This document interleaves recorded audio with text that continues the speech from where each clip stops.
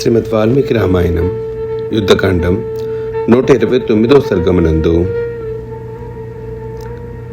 రావణుని సంహరించి శ్రీరాముడు సపరివారముగా భరద్వాజ ఆశ్రమమునకు చేరిన సంగతి మారుతి భరతునికి తెలుపుట గురించి వివరింపబడినది. మహాత్మా, నా ప్రభువైన శ్రీరాముడు దండకారణ్యమునకు వెళ్ళిన పిదప పెక్కు సంవత్సరములు గడిచినవి. ఇంతకాలమునకు ఆ స్వామి సమాచారమును వినగలుగునందులకు నేను మిగులు సంతసించుచున్నాను.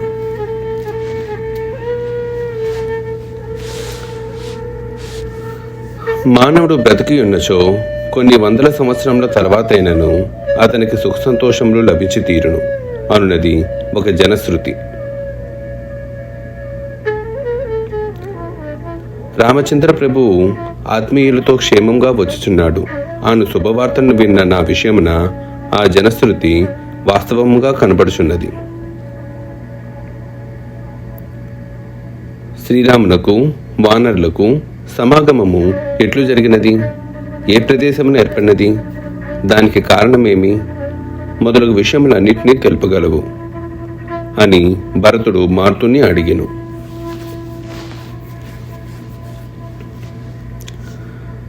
రాజకుమారుడైన భరతుడు ఋషులకు అర్హమైన ధనుర్భాసనంపై హనుమంతుని కూర్చుండ చేసి ఇట్లా అడిగిన పిమ్మట ఆ మారుతి శ్రీరాముని వనవాస చరితమును పూర్తిగా ఆయనకు ఇట్లు వివరింపసాగాను.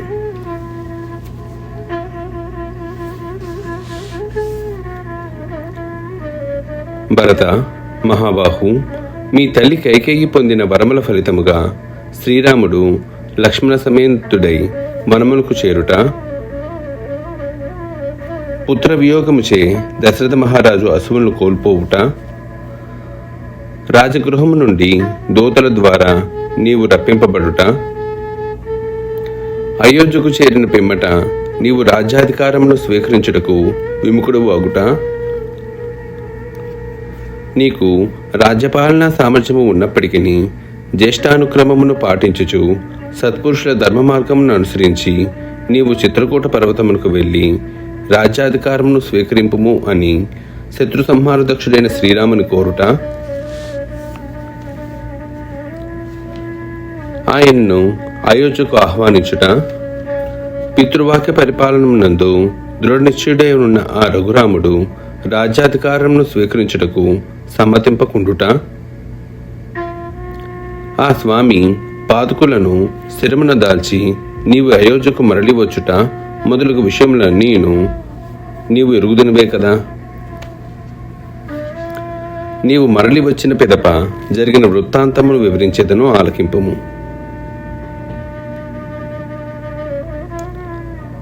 మహాబాహు, నీవు అయోధ్యకు మరలి వెళ్ళిన పిమ్మట మీ సైన్య కోలాహలములకు బీతిల్లిన మృగములు పక్షులు ఆ ప్రాంతమును వదిలి పారిపోయినవి.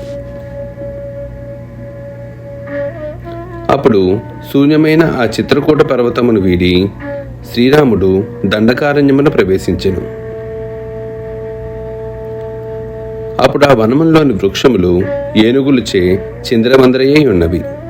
ఆ వనము సింహములు, పెద్ద పులులు మొదలగు క్రూర మృగముల సంచారములచే భీకరముగా నుండెను. అందు జనసంచారము ఏమాత్రమూ లేకుండెను. ఆ కీకారణ్యమున వెలుచున్న వారికి ఎదుట భయంకరముగా గర్జించుచున్న విరాధుడు అను రాక్షసుడు కనబడెను. అతడు అధోముఖుడై చేతులు చాచి గీంకరించుచున్న ఏనుగు వలె పెడబొబ్బలు పెట్టుచుండెను. ఆ రాక్షసుని చంపి అతని కళేబరమును వారు ఒక పెద్ద గోతిలో పూడ్చిపెట్టిరి. కష్టసాధ్యమైన ఆ పనిని ముగించుకొని రామలక్ష్మణులు సీతాదేవితో సహా ఆ సాయంకాలమునకు రమ్యమైన శరభంగ మహర్షి ఆశ్రమమునకు చేరెను. శరభంగ మహాముని దివ్యలోకములకు వెళ్ళగా సత్యపరాక్రముడైన శ్రీరాముడు అచట మునులందరికీ నమస్కరించి జనస్థానమునకు చేరెను. వారు పంచవటి యందు ఉన్న సమయమున శూర్పణఖ అను రాక్షసి రాముని సమీపమునకు వచ్చెను.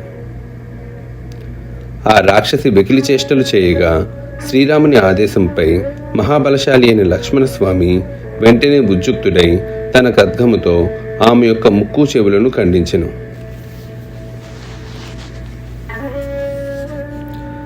మహాత్ముడైన రఘురాముడు అచ్చట నివసించుచున్నప్పుడు దుష్కృత్యములకు పాల్పడుచున్న 14,000 మంది రాక్షసులను హతమార్చెను. శ్రీరామునితో యుద్ధమునకు తలపడిన ఆ రాక్షసులను అందరినీ ఆ ప్రభువు ఒక్కడే ఒక జాములో మట్టుపెట్టెను. మహాబలశాలులు, వీరులు, దండకారణ్యవాసులు అయిన రాక్షసులు మునుల తపస్సులకు విఘ్నములను కలిగించుచుండగా వారిని శ్రీరాముడు రణమునందు నిహతులను గావించెను. పిదప కరదూషణ త్రిశిరాది రాక్షసులందరూ రఘురాముని చేతిలో యుద్ధభూమికి బలి అయిరి.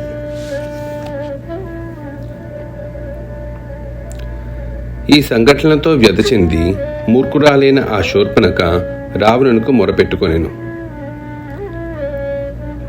అప్పుడు రావణుని ఆదేశంపై అతని అనుచరుడైన మారీచుడు అను ఘోర రాక్షసుడు బంగారు లేడి రూపంలో పంచవటికి వచ్చి సీతాదేవిని ప్రలోభపెట్టెను. అప్పుడు వైదేహి, ప్రభు, అద్భుతమైన ఈ లేడి వలన మన ఆశ్రమంకే కలవచ్చును, కనుక దీనిని తీసుకురండు అని పలికెను.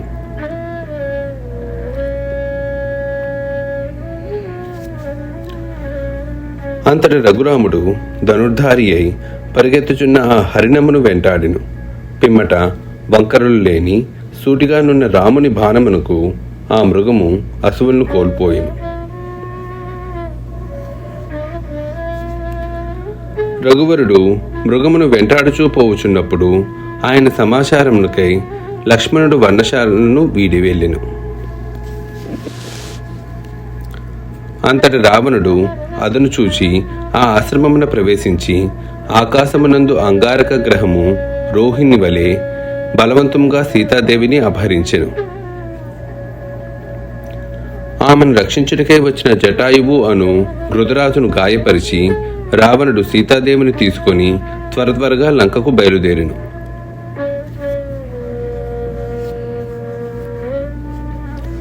ఋష్యమూక పర్వతంపై నివసించుచున్న పర్వత ప్రమాణ దేహులకు వానరులు రావణుడు సీతాదేవిని తీసుకుని వెలుచున్నప్పుడు అతన్ని చూచి మిగుల ఆశ్చర్యపడిరి.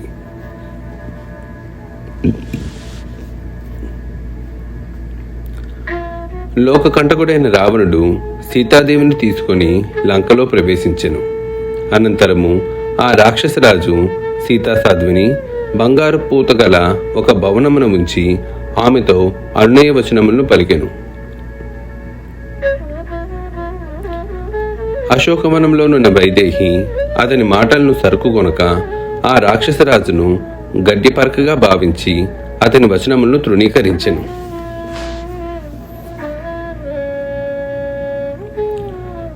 ఆ మహారణ్యమున బంగారు లేడిని చంపిన పిమ్మట శ్రీరాముడు త్రోవలో కలిసిన లక్ష్మణ్తో గూడి పర్ణశాలకు తిరిగి వచ్చెను.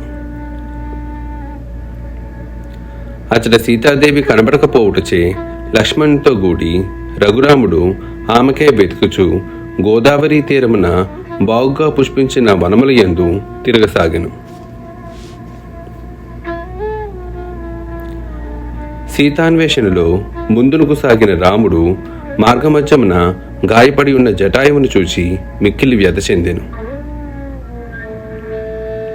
తన తండ్రికి ప్రియ సఖుడగు ఆ జటాయువు అసువులు వీడగా శ్రీరాముడు అతనికి దహన సంస్కారములను నేర్పెను.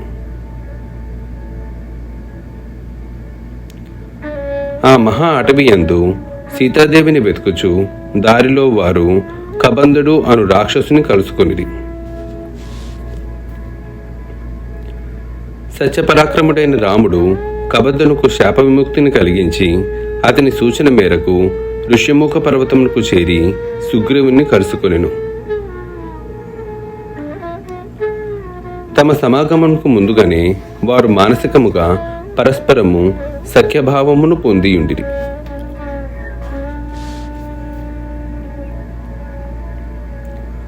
అంతకు పూర్వము సుగ్రీవుడు క్రుద్ధుడయ్యున్న తన అన్నయ్యకు వాలిచే కిష్కింద నుండి గెంటివేయబడి ఋష్యముఖ పర్వతంపై తలదాచుకొని చుండెను. వారి పరస్పర ప్రియ సంభాషణ వలన రామసుగ్రీవుల మధ్య గాఢ మైత్రి ఏర్పడెను. శ్రీరాముడు తన బాహుపరాక్రమంచే మహాకాయుడు, మహాబలశాలి అయిన వాలిని యుద్ధమున వధించుట వలన సుగ్రీవునకు రాజ్యము దక్కెను.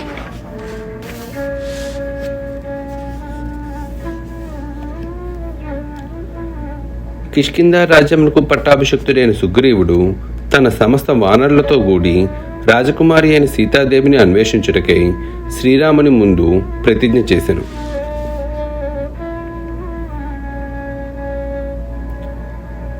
మహాత్ముడు వానరులకు ప్రభువు అయిన సుగ్రీవుని యొక్క ఆదేశమును అనుసరించి 10 కోట్ల మంది కపివీరులు సీతాదేవిని వెదుకుటకై బయలుదేరిది. వారిలో నేనును ఉంటిని. అంగదుని నాయకత్వమున దక్షిణ దిశకు వెళ్లిన మేము మహోన్నతమైన వింజగిరిపై దారి తప్పితిమి. అచట్నే చాలా కాలం గడిచిపోవుటచే మేము మిగుల శోకగ్రస్తులమైతిమి. జటాయువునకు సోదరుడు, మహావీరుడు అయిన సంపాతి రాముని లంకలో అశోకవనమునందు సీతాదేవి ఉన్నట్లు మాకు తెలిపెను.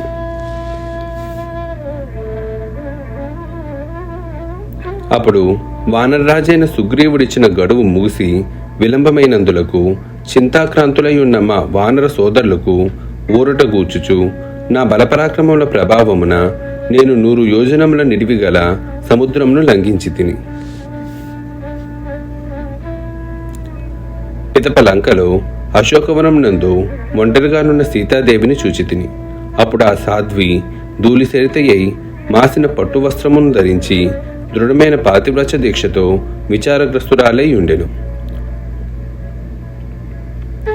అంతటా పూజ్యురాలైన ఆ సీతాదేవిని దర్శించి నేను వినయపూర్వకంగా ఆ తల్లికి ప్రణమిల్లి ఆమె వృత్తాంతమును అడిగి తెలుసుకుంటిని. పిమ్మట రామనామాంకితమై మిలమిలా మెరియుచున్న ఉంగరమును ఆనవాలుగా ఆమెకు సమర్పించి తిని. అభిజ్ఞానముగా ఆమె ఇచ్చిన చూడామణిని గ్రహించి కృతార్థుడనై తిరిగి వచ్చి తిని. ఎంతటి క్లిష్టకార్యమైనను అవలీలగా సాధింపగల శ్రీరామచంద్రుని కడకు చేరి ఆమె అనుగ్రహింపిన తలుకులీనుచున్న శిరోభూషణమును ఆ ప్రభువునకు అర్పించి తిని.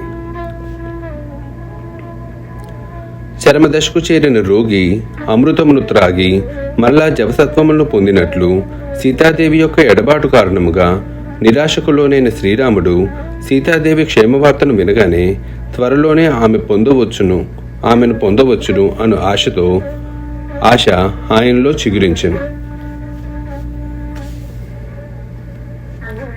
పిదప ప్రళయకాలమునందు అగ్ని సమస్త లోకములను దగ్ధమనొచ్చునట్టుకు ఉద్యమించినట్లు రఘురాముడు సేనల్లో యుద్ధోత్సాహమును నింపుచు లంకన్ భస్మమునొచ్చుటకు నిర్ణయించుకొనెను.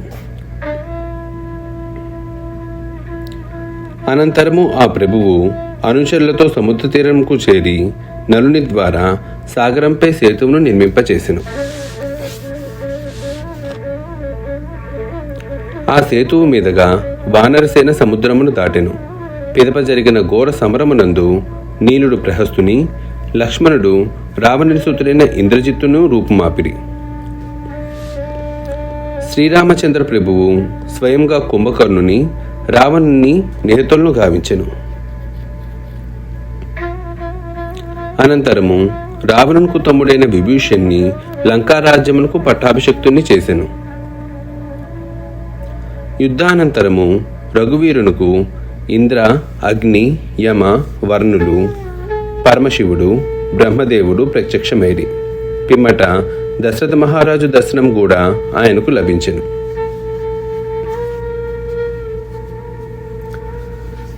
ఇంద్రుడు మొదలగు వారందరూ ఆ ప్రభువునకు వరములను ఇచ్చిరి. శుభలక్షణ సంపన్నుడు, శత్రు సంహార దక్షుడు అయిన శ్రీరామచంద్రునకు మహర్షులు, దేవర్షులు ఆశీస్సులను అందించిరి.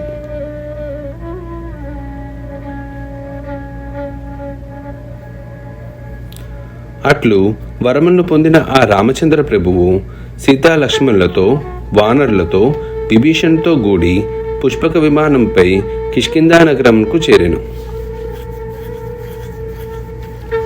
పిదప ఆ స్వామి గంగా తీరంకు చేరి భరద్వాజాశ్రమం నందు ఆ మహర్షి సన్నిధిలో ఉన్నాడు. పుష్యమి నక్షత్రయుక్తమైన రేపటి శుభదినమున నిర్విఘ్నముగా నీవు ఆ ప్రభువును దర్శింపగలవు. హనుమంతుని సత్యవచనములు విన్న పిమ్మట భరతుడు పరమానంద భరితుడయ్యను. పిదప అతడు చేతులు జోడించి మనస్సునకు ఉల్లాసంను కూర్చు విధముగా నా చిరకాల వాంఛ నేటికి నెరవేరుచున్నది కదా అని పలికెను. వాల్మీకి మహర్షి విరచితమై ఆదికావ్యమైన శ్రీమద్ రామాయణం నందలి యుద్ధకాండమునందు 129వ సర్గము సమాప్తము.